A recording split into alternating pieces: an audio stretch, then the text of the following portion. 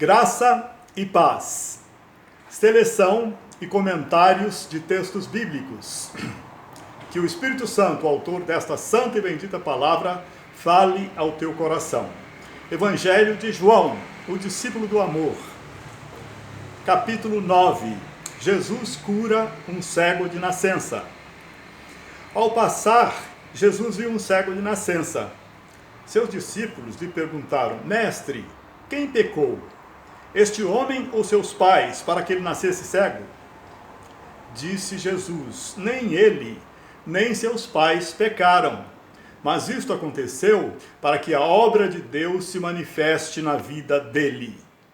Enquanto é dia, precisamos realizar a obra daquele que me enviou.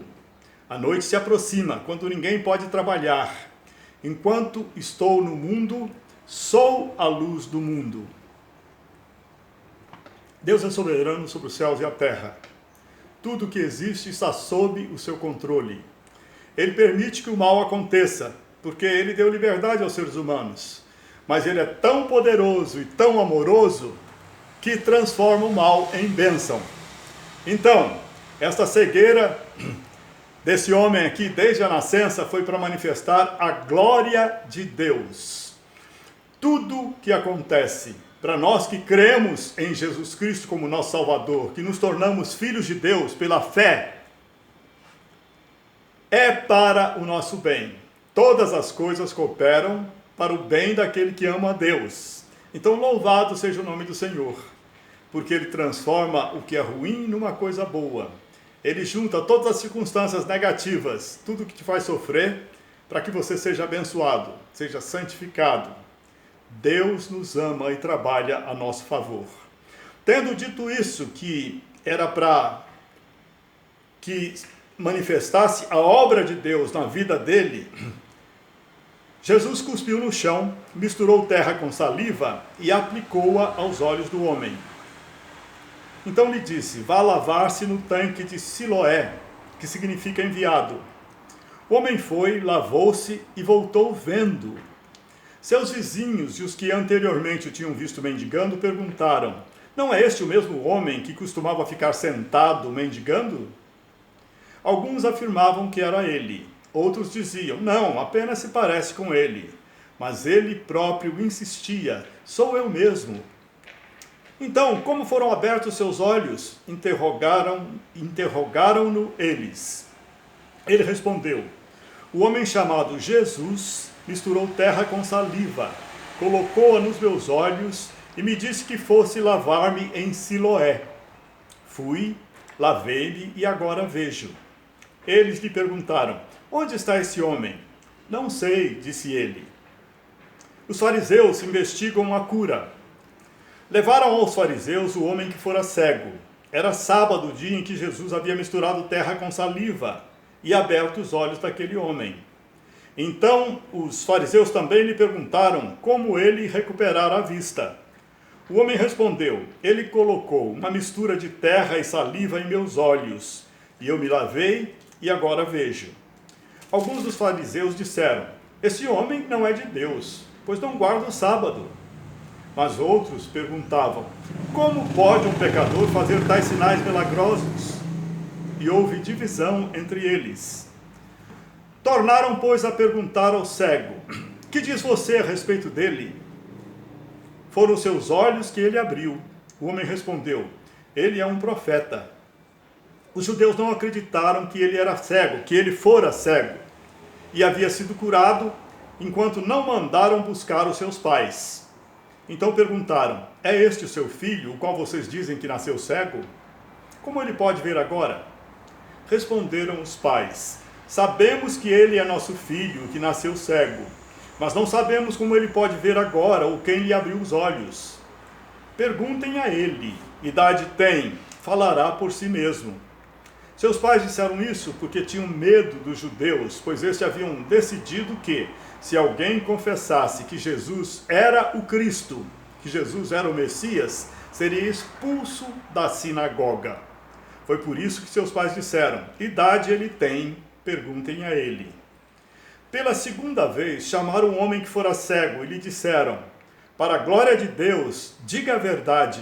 Sabemos que esse homem é pecador. Ele respondeu: não sei se ele é pecador ou não. Uma coisa eu sei: eu era cego e agora vejo.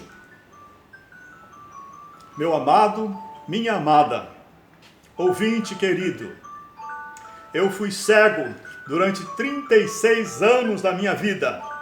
Eu fui cego espiritualmente. Eu achava que via, que sabia as coisas, mas não sabia, não via. Quando Jesus se revelou a mim, eu descobri quão cego eu havia sido durante a vida toda. Louvado seja Deus, porque Ele tem poder para abrir a vista àquele que é cego fisicamente. E Ele tem o maior poder ainda de abrir a vista do cego espiritualmente, que não consegue conhecer Deus e nem mesmo a si mesmo. Amado ouvinte, amada ouvinte, nós nos conhecemos quando conhecemos aquele que nos criou. Eu era cego espiritualmente, mas o amor de Deus me encontrou e eu passei a ver. Louvado seja o nome do Senhor.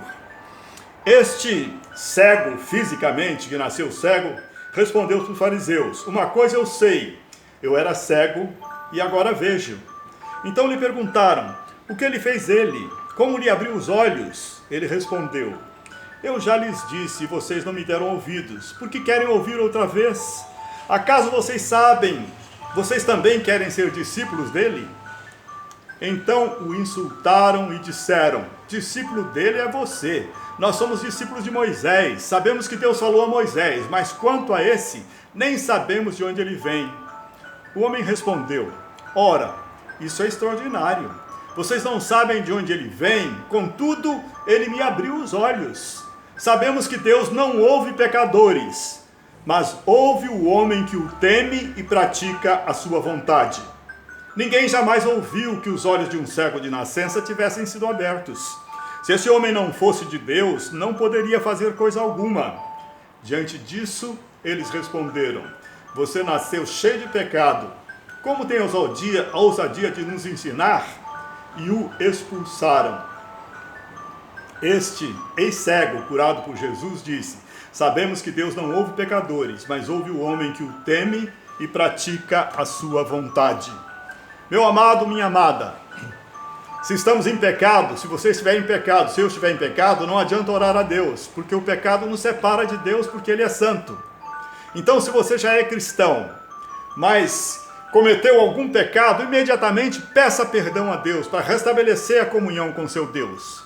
Jesus já perdoou os seus pecados na cruz, mas nós ainda pecamos, nós não somos mais escravos do pecado, mas ainda pecamos. Então, quando pecar, arrependa-se, confesse o seu pecado a Deus e a sua comunhão com Deus é restabelecida imediatamente. Deus não pode ouvir pecadores, o pecador não pode se aproximar dele porque ele é santo. Pecou, arrependa-se, confesse o seu pecado e aí Deus te ouvirá. Que Deus te abençoe, em nome de Jesus.